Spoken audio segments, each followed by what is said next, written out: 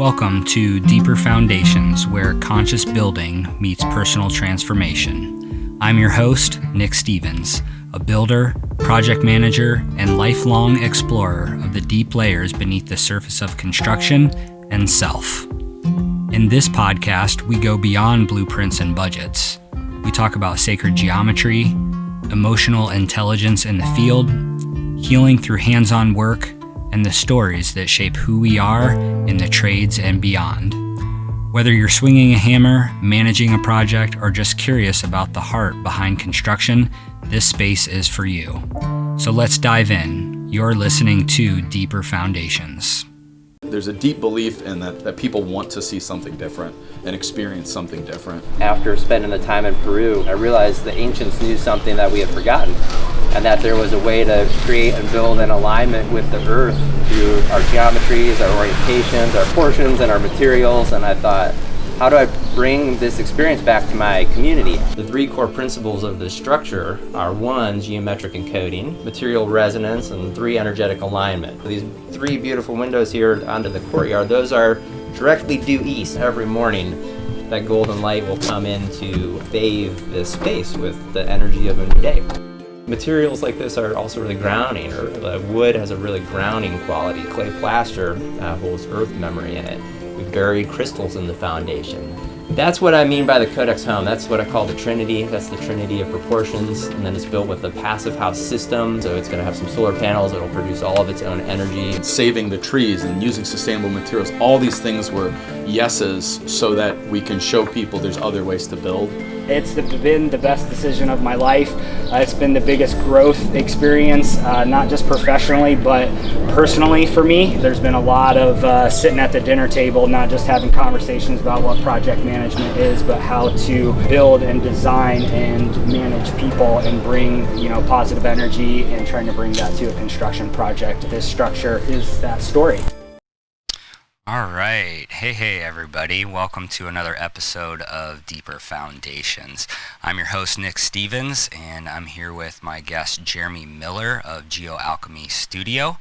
And we're just going to talk a little bit, get to know him. This is probably going to be a multi-part series with Jeremy. He's got a lot to say and just has so much wealth of knowledge that I think we're going to be having you back on the show. So welcome, Jeremy. Yeah, thanks for having me. Yeah. I'm looking forward to this. Absolutely. And so this is a first for me, being inside this structure that we've all been building. And when I say we've all been building, I've also got my sound guy over here, Blake Compton. Yeah, he's kind of my red band to his Tony. If you've ever seen Kill Tony, I felt like I need a little bit of an assistant. So thanks for being here, Blake.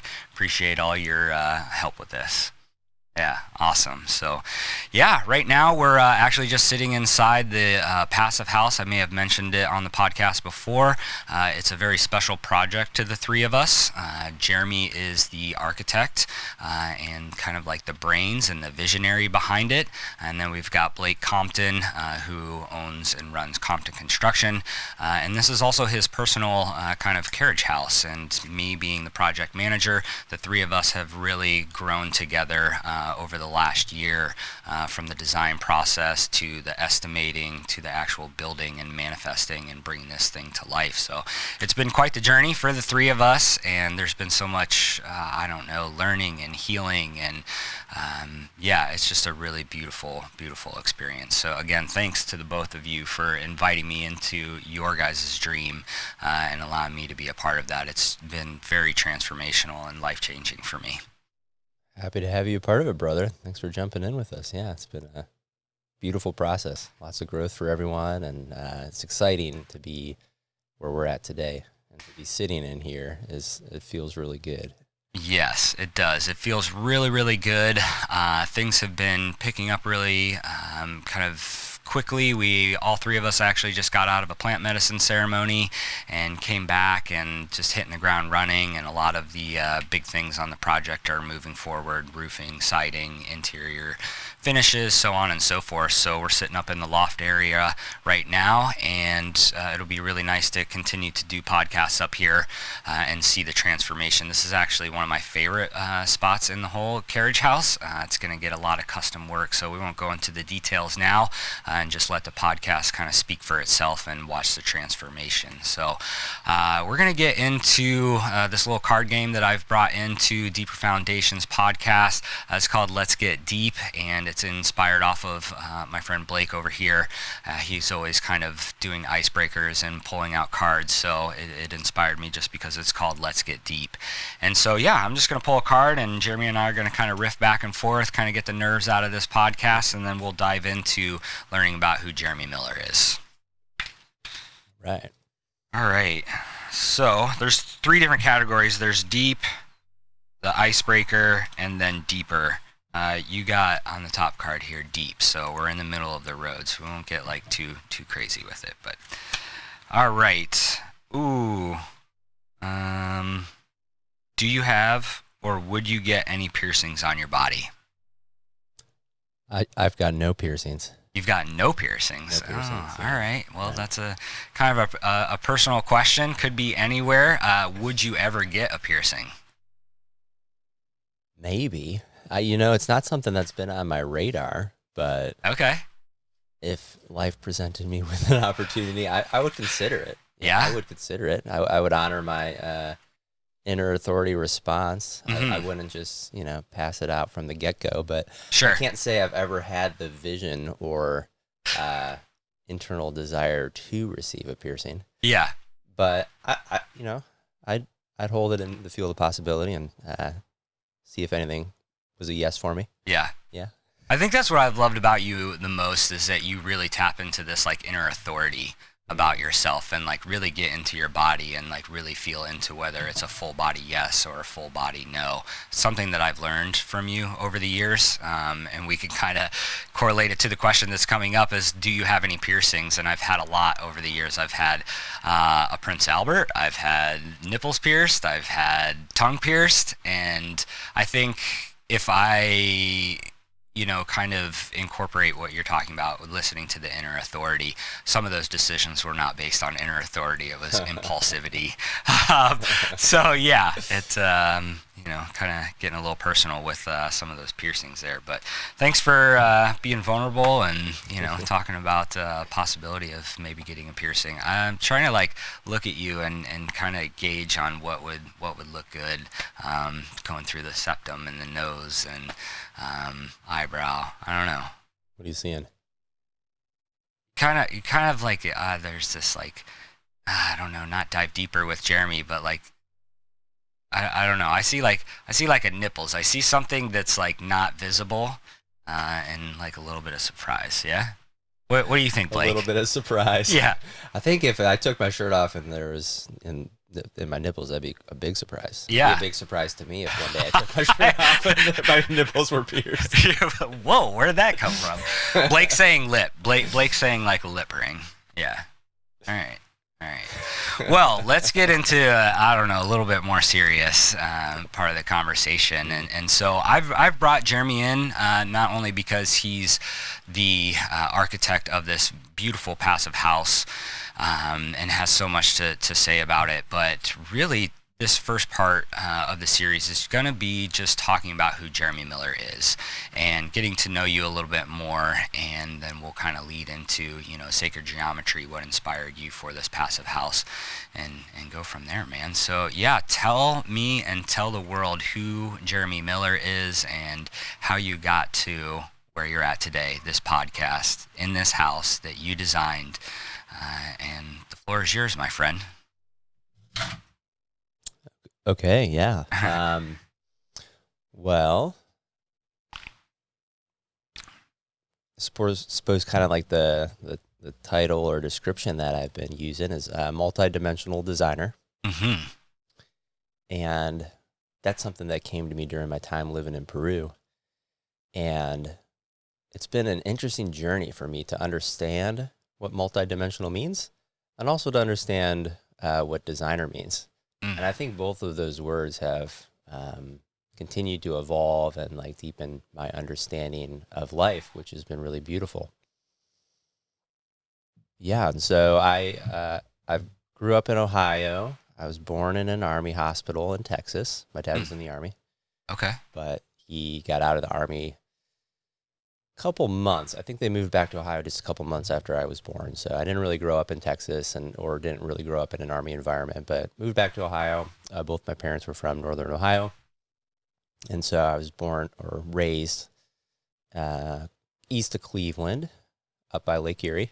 Nice. Grew up there, and some of my earliest memories or earliest recollections too, just from some photos. My mom's got a photo of me sitting in the kitchen at about 3 years old, and I had gotten all the pots and pans out of the cupboard, and I had them sitting all around and I was drumming on the floor. And so rhythm has been a huge part of my life. I play the drums. I'm also a drummer. And I've been doing this for, I guess, since I was 3, and started playing in the school music programs. And so that drumming is a big part of my life, and then that translating into rhythm.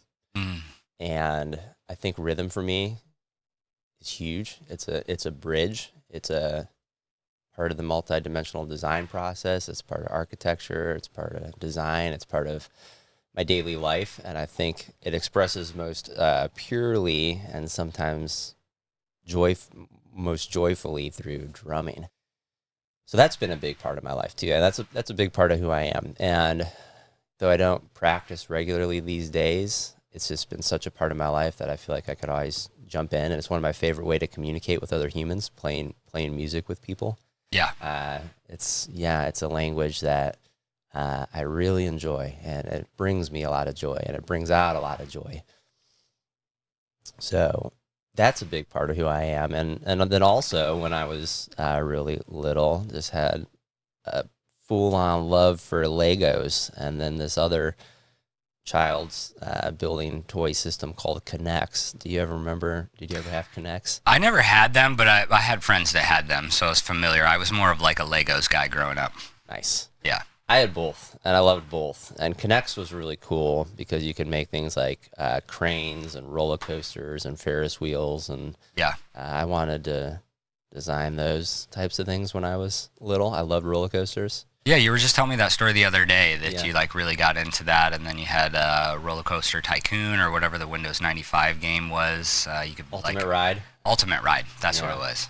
Yeah, where you could actually ride your roller coaster in first person, like point of view. Yeah. And understand the G-forces you were generating and the speeds, and like I just geek out about it. Yeah. And so the Connects were really cool to design those kind of things. And at one point I wanted to be a roller coaster designer for, I think it was Bollinger and Mabillard, this amazing Swiss company that had created some of my favorites at Cedar Point and a couple other places. So when I was really young, like those were two seeds that I think were just present in my being and in my heart from a really young age, building and designing things and drumming. Yeah. And those are the two common themes throughout my life. Mm-hmm. Still doing both of those Yeah. in new and evolving ways. Yeah. And also, as I reflect back, when I was little, my dad would work and my mom stayed home. I've got a younger sister. And my mom would take us to a lot of parks in the Cleveland area, the Cleveland Metro Parks, and some beautiful like arboretums and just these really gorgeous parks. And they did a lot of youth programs. And that was a lot of what I did growing up with my mom. Like my family didn't have a whole lot of money growing up, and Mm-hmm. Dad was working, Mom was staying home with us. And what it created was a lot of really rich memories of spending time outside, and also this love for trees and climbing trees and like being in nature and having my hands on nature and digging. We go to the beach, and growing up near Lake Erie, there were different beaches, and would love digging holes and just being in nature. And I think that's like the other big third component of who I am. Like I absolutely love nature. I love trees. I love being in nature. I love the fresh air. I love visiting different landscapes. Got to spend a year and a half in Peru living in the mountains and living in Adobe homes, homes made of these really natural materials. So that was another big component of what shaped me going to those parks as, you know, from 3 to probably 12 and doing all those youth programs, and mom really getting us out there, and growing up with a dog and being outside with my dog all the time, and really just loved that. So that was me in my formative years. And then I went to Ohio State. I studied architecture at Ohio State. And after that, I did some travel. I lived in Mexico for 5 months. While I was at Ohio State, I had spent 3 months in Italy doing a study abroad program. Those experiences really opened up my eyes to life in the world, as opposed to just life in the small suburb outside of Cleveland where I grew up, and then Columbus where I went to school. Yeah. That was really inspiring. And then with my partner, Kelly at the time, we ended up traveling and going on this whole big adventure and seeing the country, which led to living in Peru. So I've got to spend a good time outside of the United States as well, which has really opened up my mind to, again, design and building and drumming and music and nature and all of these things. Yeah. And another part of the story that I want to share, like you said, like what led to being here, sitting in this space. So I went to architecture school, and I remember graduating from architecture school, being completely disgruntled and depressed. I was very depressed at the end of architecture school. I was in the honors program, and there was this professor that had gone to Harvard, and he just thought he knew everything. And my experience, he came across kind of arrogant and condescending, and I didn't enjoy being around him at all. And it really took away a lot of the joy that I went into with design. Yeah. This closing experience of university.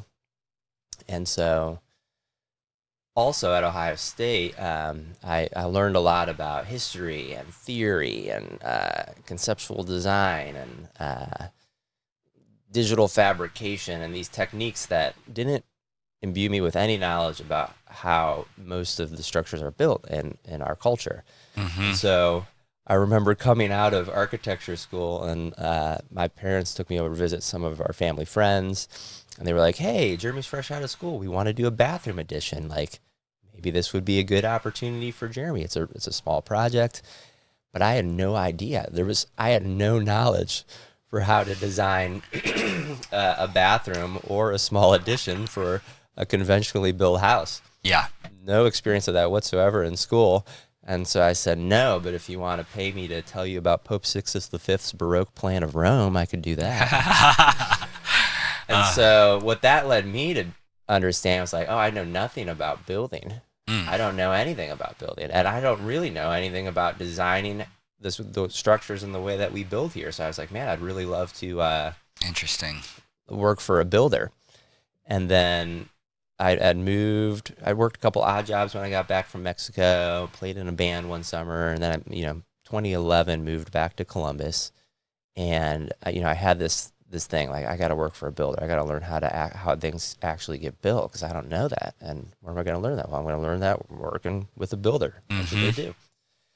And so one of my friends from college, Dennis, I moved back in with him. A couple of my buddies from college were still at Ohio State getting their master's degree, so I came back, and I had some friends to move in with. And then Dennis was like, oh, if you want to work for a builder, you got to meet my friend Blake. He's like, I'm going to his birthday party tonight. And so I went to with Dennis and ended up meeting sound guy Blake over here. Yeah.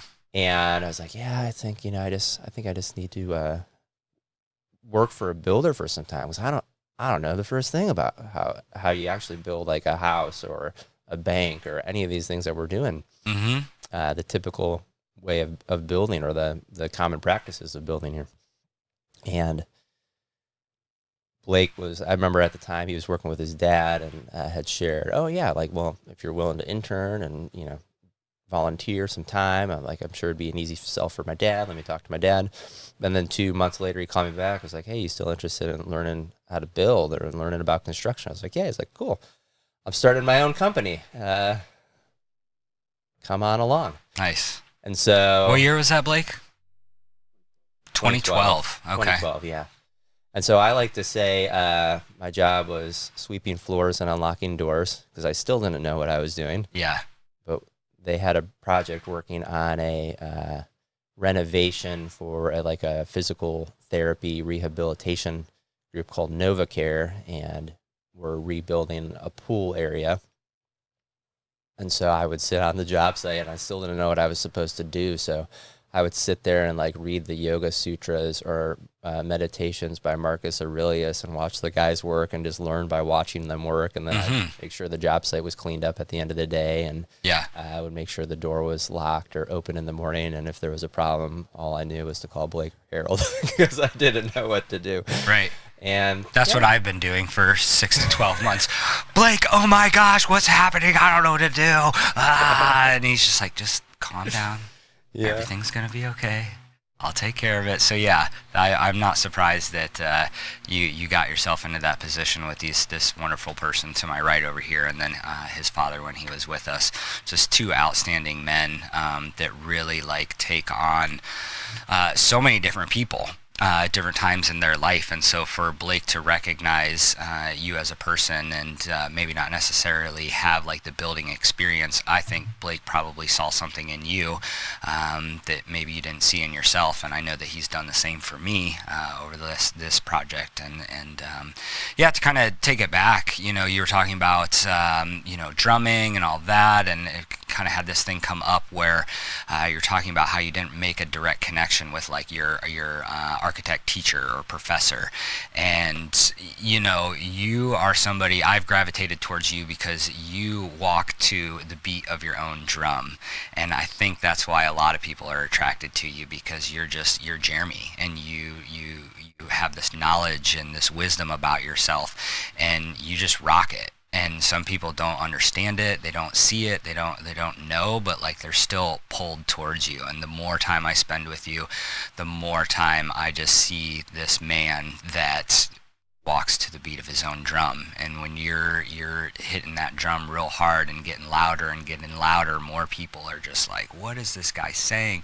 What is he doing? It sounds so beautiful. I want more of it.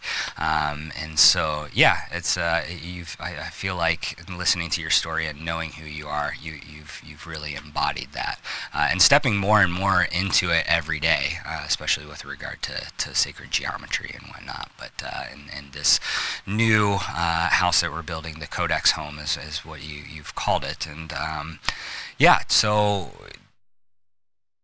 taking it from learning in the beginning in 2012 with Harold and Blake of Compton Construction, kind of start bringing us up to speed as far as like what your career started to do and evolve while you were at Compton Construction, and you're learning about building, and you're really stepping into this architectural role that you're now in. Yeah, brother. Well, thanks for sharing the thing about the beat of the own drum. I've reflected back on that and even talked with that with my friend Pasquale, who I mentioned to you, and I just realized what that was in that moment was that school's not here to teach you who you are, Jeremy. It's here to put you in this point of pressure where you get to find your own path, and that was the true gift of that gentleman, and he made me realize, like, oh, these people here can't tell me what it means to be a designer to me. They can't tell me the way I'm gonna design, like, but they can push me until it pops me to say, oh, I get to take all of this and make it my own. Yeah. So it's frustrating at the time, and now reflecting back, I'm like, oh, thank you. I'm so glad they didn't say, like, Jeremy, this is how you design a bank, and we're going to get you a job, and you're just going to design banks for the rest of your life. So yeah, that's pretty cool. Yeah, great gift. And okay, so to respond to your question, then started working in that field role, and I think that lasted for one more project, and then everybody kind of realized, like, oh, I don't think Jeremy's a field guy per se, or is going to have a career as a field superintendent, which some people are very skilled at and rock that out. And it was becoming clear that, like, okay, that's not Jeremy's path. And so I got to get some experience in the office as well, which was great, and learn about estimating and bidding jobs, which was also hugely beneficial to learn. Had no idea about how the money works on a project, and how to budget properly, and how to put together a bid so you can be competitive and give someone a good price, but still make sure you can pay your bills and be profitable, and all the intricacies of that, and how to conceptualize how much something was going to cost so you could communicate with banks and clients. And there's just such an art to that, and I got to spend many years working on that. And it was also really cool too, because in that role, Compton being a general contractor, got to work with a lot of the subcontractors and host these job site walkthroughs and bringing through setting up meetings and meeting all the tradespeople, and just really get to learn, because there's a lot more than just understanding the price. I started learning the way that different trades look at the project and the areas of importance and concern, and you really just start to see, wow, like even on a small project, there might be 100 people involved in putting this together. Like, it's amazing. And so to coordinate that and develop all those relationships, that taught me a lot as well, and that was huge value. And then also seeing a lot of other architectural plans and seeing how different companies structured their design documents, and really getting an intricate understanding of the city permitting process, and also super valuable information to know, and how to go down and talk with the people at the city and understand, okay, you've got this beautiful vision. What do these people, is their responsibility to like ensure safety and well-being?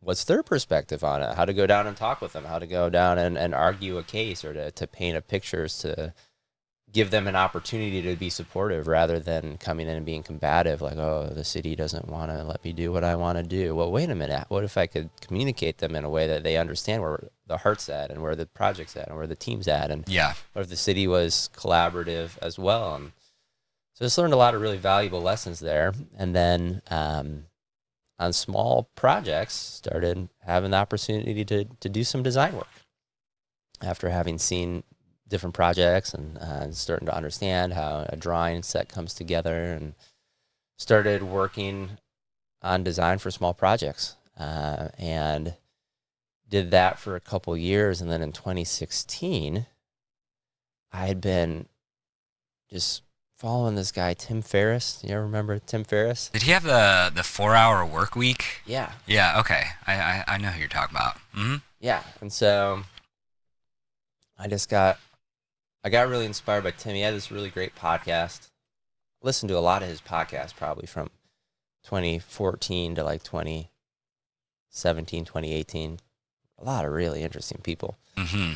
And so I feel like I just kind of had this itch of like what was going to be next for me.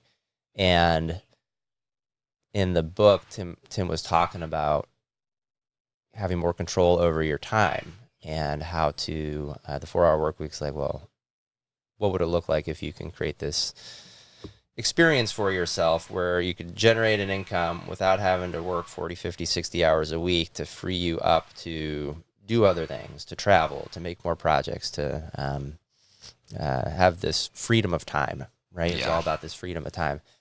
And so there were all these like courses and like digital products and shipping products and all these different ideas that he had on that. But the one thing that stood out to me was that he was sharing how you want to put your time into something where you have some type of insider knowledge, or inside experience, or a lot of personal experience would be another way to put that. And so a friend of mine was making like his own coconut oil deodorant. So at one point we looked at creating this like company to, what would it look like to make natural deodorant? Yeah. And we never did it, but I think other people have done that thing, which is really cool. Sure. And then early on, my friend Carlos was really into these, the vape e-cigs, and was finding a way to, get these e-cigs and create branding and marketing for them. And he wanted to like get them in gas stations. And so I And this was before like vaping and It was everything, before kind of his like day. yeah. He was ahead of the curve, yeah. Right. There were these really strange things, and he came up with this whole name of Duvall, and Blake will remember I'd bring him into the Compton office. We'd all be puffing on these vapes long before anybody knew about it. Everybody, me, Blake, and Harold, this is like clouds of vape. Everyone's like, this is so good. Oh, that's hilarious. And he had this beautiful woman from Greece fly in, and then my friend Curtis was involved, and we shot this whole like video advertisement. Nice. Well, like none of these things ever really panned out, but it was fun to experience and experiment, I should say, and play with these different ideas. But yeah. What clicked in my head, I was like, wait a minute, like I know how to design now. I work at a construction company. I should design and build a house. Yep.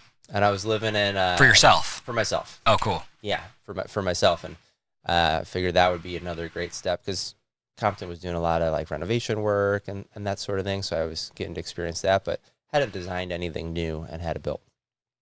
And so I was living in a neighborhood called Franklinton here in Columbus, and they had a land bank program where there were vacant lots. And so my parents were excited and inspired by what I was doing, so they helped me get a lot for $1,500, and I started saving up money and designing, and putting together the budget with all the experience I had in estimating. Yeah.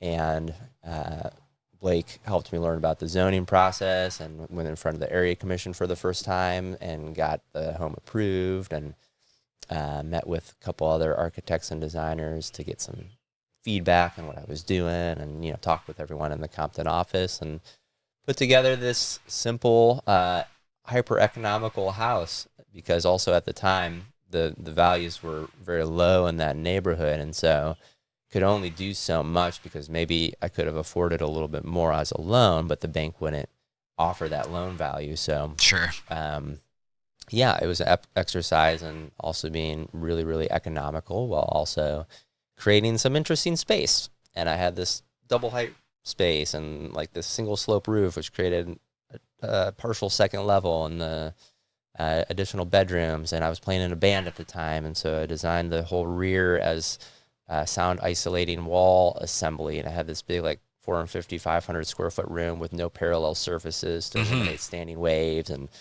proper studio style double glass window. And so like for a while the house was functioning as like a practice space, but it was also designed with a conduit that went underneath the slab, so it could be a recording studio house. Because nice. In my mind, the serious bands that were successful focused on writing and recording, and I was in the band. I was like, okay, if like we really want to do this. So coming back to the drumming thing, I was when I was working at Compton during that time, I was also playing with a local rock band called the Cordial Sins. They're still around. They're great. And that was my vision. That then this house was my Tim Ferriss inspiration. Okay, create the house and then also make it the studio and run this studio thing. Yeah. And then I did that, and I was really excited to get into songwriting and recording, and the other bandmates wanted to get into touring, and I was not into that. Especially working a full-time job and having a career that was going well, and I was enjoying what I was doing, and so we kind of parted ways. So the house didn't come across like that. But when I sold it, a local musician who was running a recording studio bought it, and I think he still operates it that way, which for me was amazing. I was like, oh, so it wasn't for me, but I designed this house for him. Yeah. Awesome. Like, I think he's still rocking it out there, and he's a pretty successful guy, and I'd actually ought to catch up with him. But so I did that, and then another project came across the table with Compton Construction to design a carriage house, and it's again that inner authority. I was like, I want to do this. And so I got to design a second structure, and then I designed a house for my parents that they built. And that second house, that carriage house, was for this guy, Abe Alexander, who was running a training program called Columbus Next Level Trainings. And I ended up going into that program, which was hugely transformational and created a lot of momentum in my life. Yeah. And then I got to the point in my career where I had done this design work largely self-taught and just studying other plans, studying the city process, studying the building process.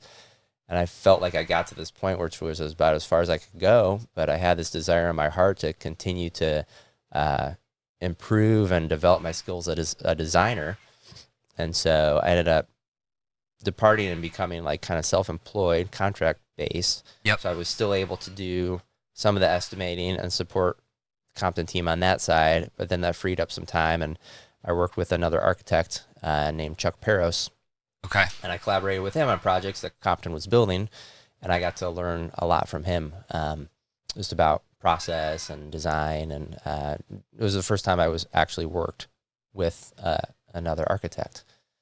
And that was amazing. And that was all starting to go pretty well. And then COVID happened, and all the projects I was working with came to a halt, and loans weren't closing and leases weren't getting signed, and owners were saying, okay, a lot of uncertainty. We're just going to kind of hold off for a little bit. Sure. Well, the cost of a 2x4 goes from, $1.50 to $2 to $7, and it's all over the place. So a lot of people were just kind of taking a step back and putting things on pause. Yeah. Yeah. And then that launched into this huge adventure of traveling around the United States, living in Austin for a year, living in Peru for a year and a half, and taken really 4 years, and had sold my house and made a little bit of money in cryptocurrency. So, I didn't have to work for a few years, and went on a really big, beautiful adventure, and didn't do anything to do with design. Did sound healing and wellness coaching and all of these different experiences, which were hugely molding and shaping and taught me a lot as well. And then I got inspired to design again, which was something that occurred in the Sacred Valley. And I started putting some stuff out into Facebook, like these conceptual projects and some renderings of what I was exploring down there. And Blake saw that and was like, hey, you designing again? Like, I got this idea for a project. Yeah. And that led to sitting here. Where we are today. Yeah. I love that about your story, where you just spent so much time after college kind of like building your career and getting all of these experiences and really putting in the work, again, for your professional career. And then, COVID kind of happened, and it gave you an opportunity to take a step back and maybe transform that into more of like personal work.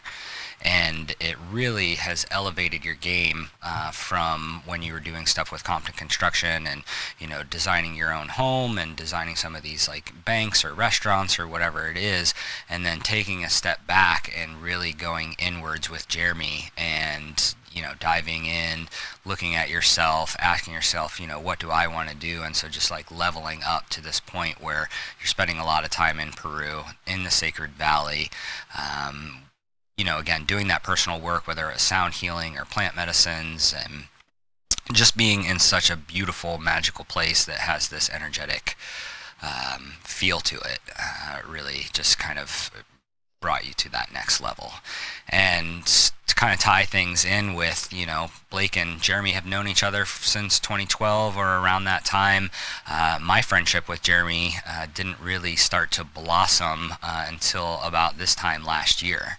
And we had crossed paths many times here in Columbus, just through our local community, kind of spiritual community. Our friends own a float center here, Ebb and Float. Give a shout out to them.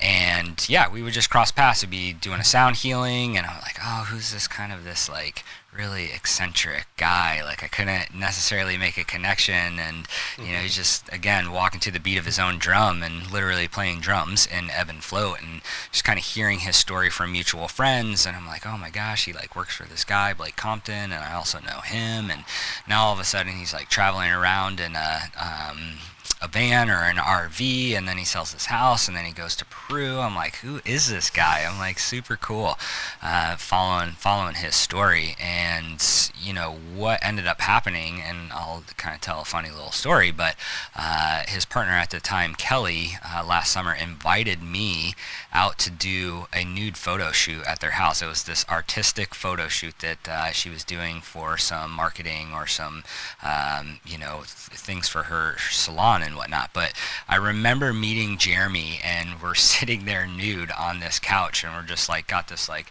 pose, and we're just like hands on the chin, kind of like supporting, and we're just sitting there, and it was super hilarious. I've like kind of known this guy, but I don't really know this guy, and we're sitting on this couch nude, and this person's taking photos of us and asking us to turn this direction and smile this way, and it was really cool. It was a lot of fun, but we're sitting on this couch, and then we just start talking about architecture and building and our love for it. And then he's like, oh dude, he's like, you ever been in like an Adobe structure and like been around like clay? And I'm like, let me tell you a story. I learned how to build Adobe style super Adobe domes.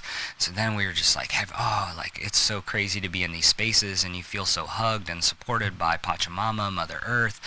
And so that is where the friendship started, and the deeper connection of our skills that we have that kind of play off of each other.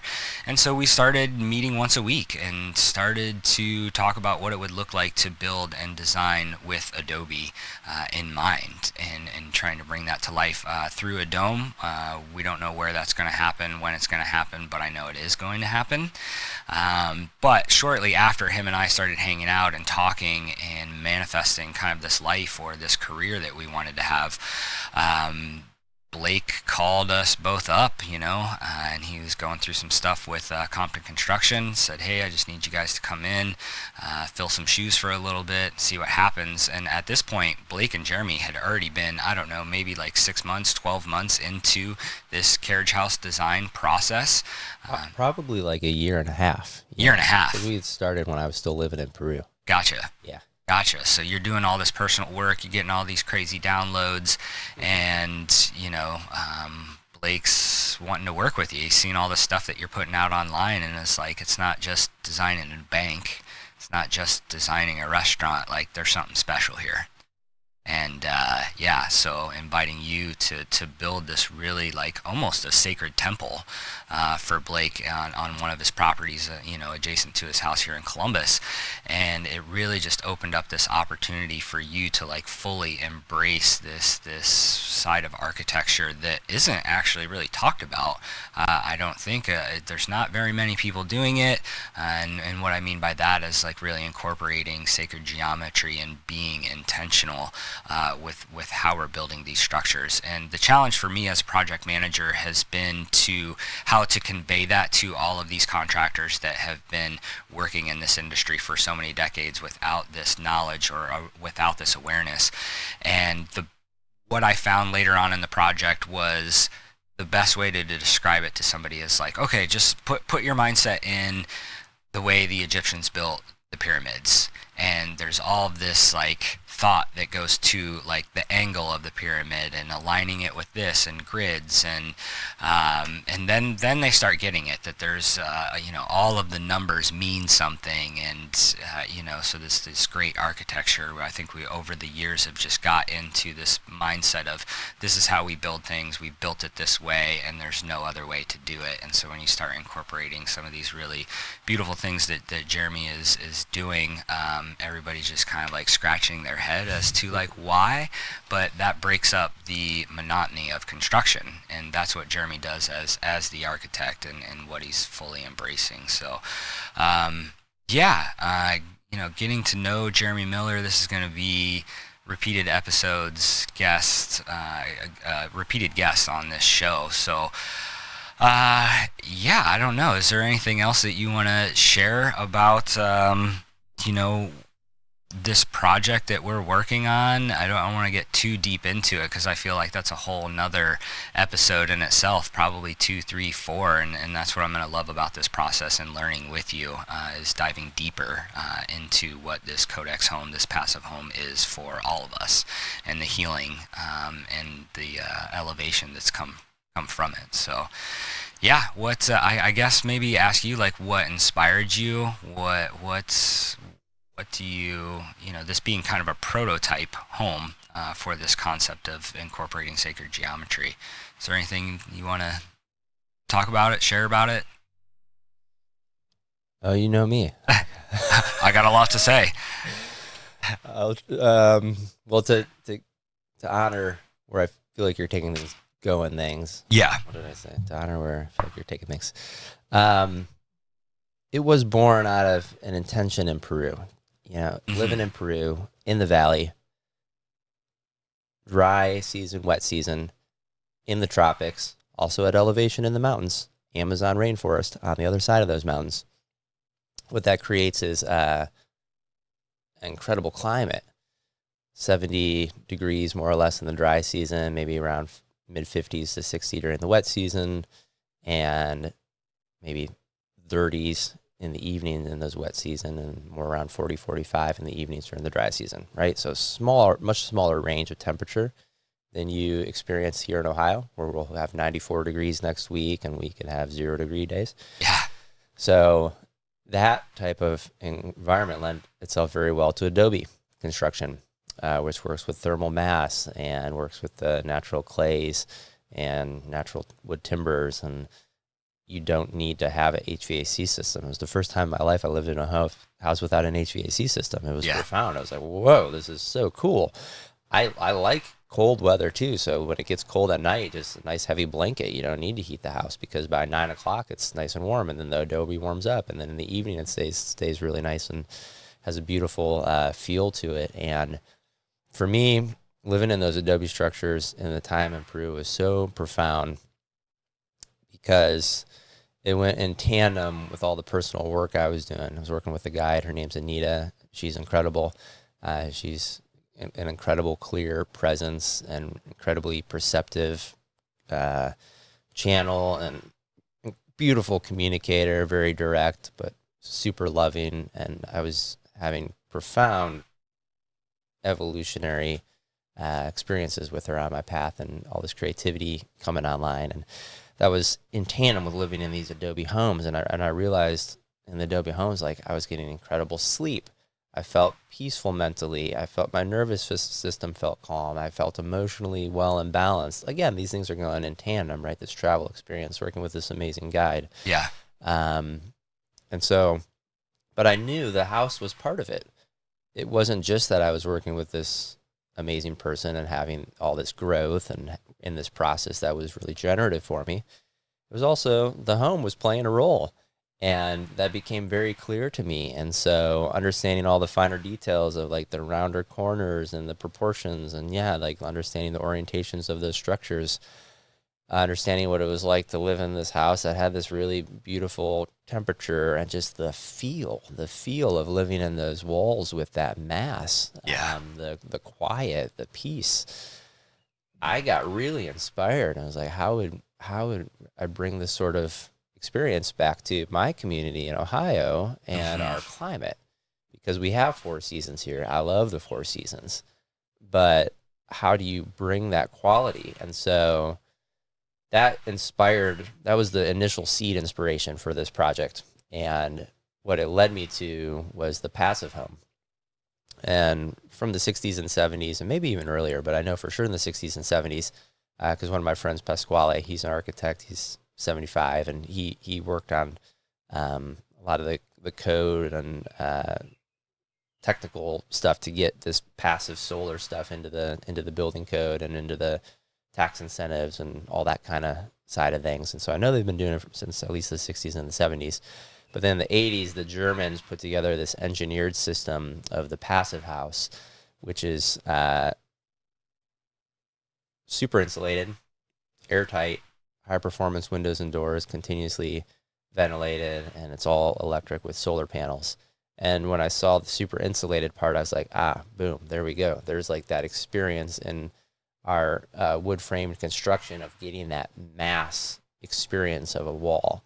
Now it's super insulated. I was like, cool. Like, that's a way to do it, because then the house, through that ventilation and energy recovery ventilation system, it's not going to require a lot of outside energy, right? So even though it's ventilating and it's heating and cooling, like just the body heat and the appliances and just the general activity within the house is almost enough to heat it. Yeah. Very similar to the Adobe home. So that was a huge inspiration. And then also seeing how they in Peru and going to, notable examples like Machu Picchu, but also going to sun temples and moon temples and water temples and Sacsayhuaman and the Intihuatana Temple of the Sun and Pisac and that amazing archaeological site, and seeing how they oriented their structures into the natural landscape, or their sun temples to the alignments with true north, the rise and sets of the solstices and the equinoxes. And I was like, wait a minute, like there's something going on here.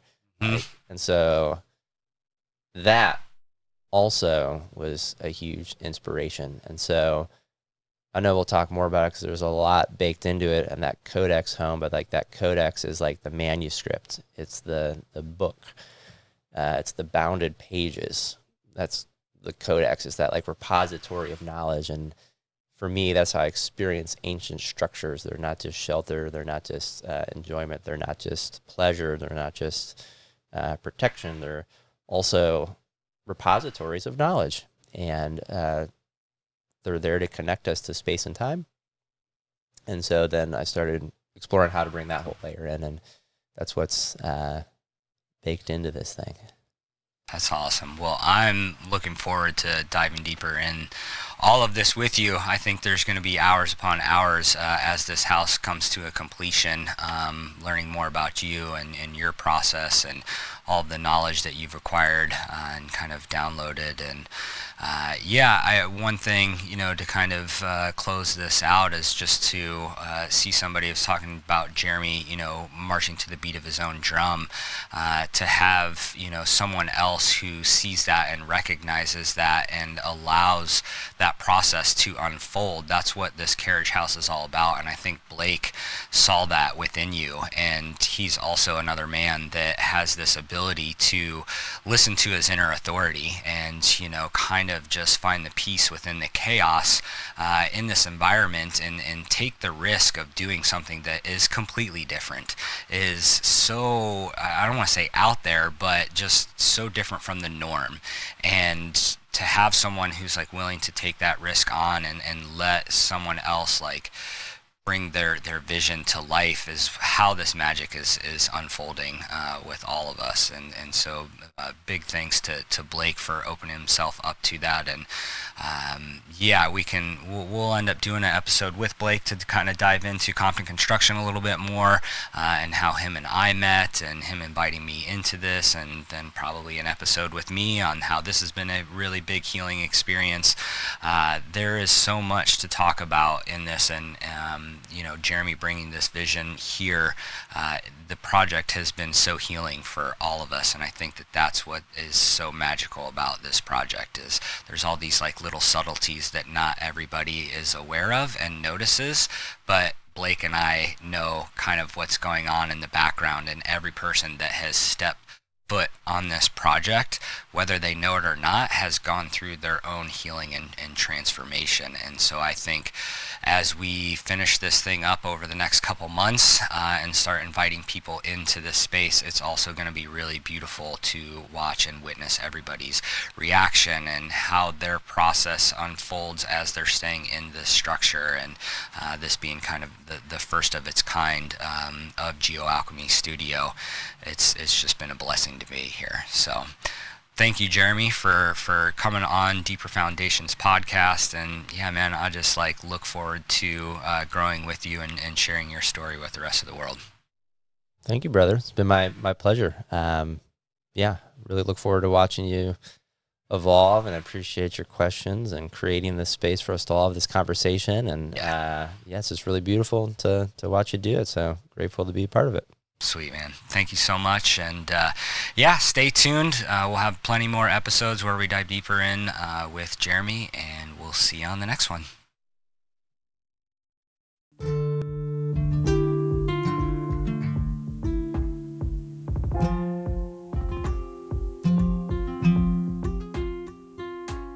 Thanks for tuning in to Deeper Foundations.